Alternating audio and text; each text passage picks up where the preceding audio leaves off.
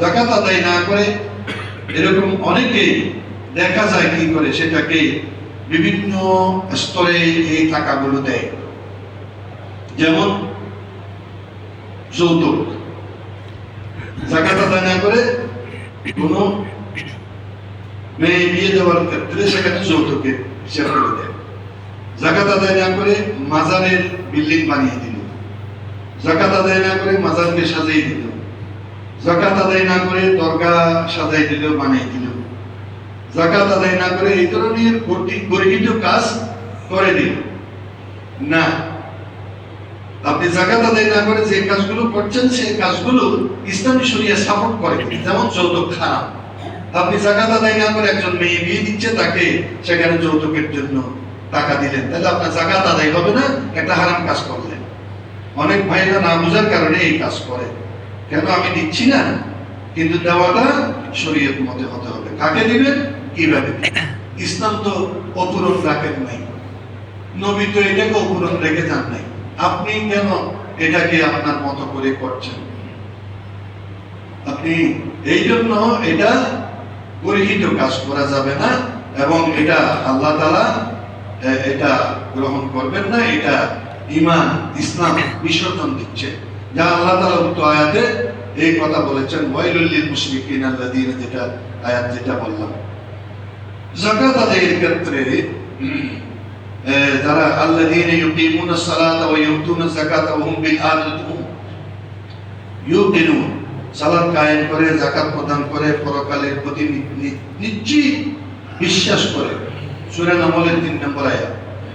তাহলে যেই সব জিনিসের উপরে যাকাত দিতে হবে সেই সব জিনিস আপনারা সব কিছু বুঝেন এবং জানেন। সোনা, রূপা, নগদ টাকা, যেগুলোর উপরে যাকাত দিতে হবে, ওসর আদায় করতে হবে ফসলি জমিনের উপরে। এই নিয়মগুলো আপনারা বুঝেন। বিস্তারিত বর্ণনা আমি করব না, আমি সংক্ষেপে ইনশাআল্লাহ আপনাদেরকে নজরে দেব, যেগুলো আপনাদের জানা আছে সেগুলো মনে করিয়ে দেব ইনশাআল্লাহ। তাহলে ব্যবসা বাণিজ্যে যে যাকাত, মূলধনের উপরে যাকাত, যেটা হওলানে হওল মানে 1 বছরের কাল স্থায়ী হয়েছে, সেই জিনিসের উপরে যাকাত আসবে। তারপরে হাদিসে দিরহাম এবং দিনার, এগুলো হাদিসের ভাষায় আসছে।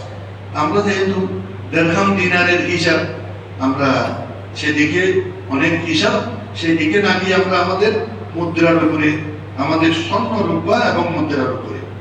তাহলে উট, গরু, মহিষ, ছাগল, ভেড়া, দুম্বা, এই সবগুলোর ক্ষেত্রে আপনার যে মৎস্য পাল আছে, ওটের পাল আছে, ছাগলের পাল আছে, এই সমস্ত ক্ষেত্রে সেখানে আপনি প্রাণীগুলো বংশ বিস্তারের জন্য লালন পালন করেন। বৎসর অধিকাংশ সময় এগুলো যদি চারণভূমি থেকে গ্রহণ করে, তাহলে সেখানে ফেকার দৃষ্টিতে ভিন্ন আছে। শুধু আপনি এগুলোকে একটা ঘরের মধ্যে লালন পালন করে নিজের থেকে আহার দিয়ে যদি করেন, তাহলে সেই হিসাবগুলো আছে এখানে। সেই হিসাবগুলো দেখলে আপনাকে সেই বিষয়ে আপনাকে গবেষণা করতে হবে, গবেষণা করে যাকাত আদায় করতে হবে। স্বর্ণ রূপার ক্ষেত্রে ব্যবহৃত স্বর্ণ যেগুলো আছে, যে ব্যবহার করে স্বর্ণ, আপনার স্ত্রী, আপনার মেয়ে যেগুলো ব্যবহার করে, 2-3 ভরি 4 ভরি ব্যবহার করে স্বর্ণ, অনেকে বলেছেন সেই স্বর্ণের উপরে যাকাত দিতে হবে না। ইমামদের মধ্যে মতভেদ আছে। কিন্তু নবী করিম সাল্লাল্লাহু আলাইহি ওয়াসাল্লামের সামনে বিদেশী 2 জন মহিলা আসলেন, আর সেই মহিলার হাতে বালা, বড় বড় বালা। আল্লাহ নবী সাল্লাল্লাহু আলাইহি ওয়াসাল্লাম তাদেরকে উদ্দেশ্য করে বললেন যে তোমার এই বালাগুলো তুমি যাকাত প্রদান করছো? ইয়া রাসূলুল্লাহ, আমি তো এই বালাগুলোর যাকাত প্রদান করি নাই। বলেছে, তুমি কি দোজখের আগুনের হার করার জন্য প্রস্তুতি গ্রহণ করছো?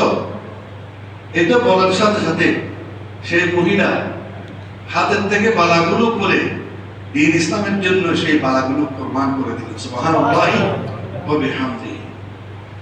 তাহলে ইসলাম যে কতটুকু বুঝেছে এবং আল্লাহকে, রাসূলকে কত বিশ্বাস করেছে, শাস্তিকে কত ভয় করছে, সেটা দেখেন যে সবগুলো ইসলামের জন্য বাধা করে দিয়ে দিলেন, ইয়া রাসূলুল্লাহ আমি আসলে এগুলো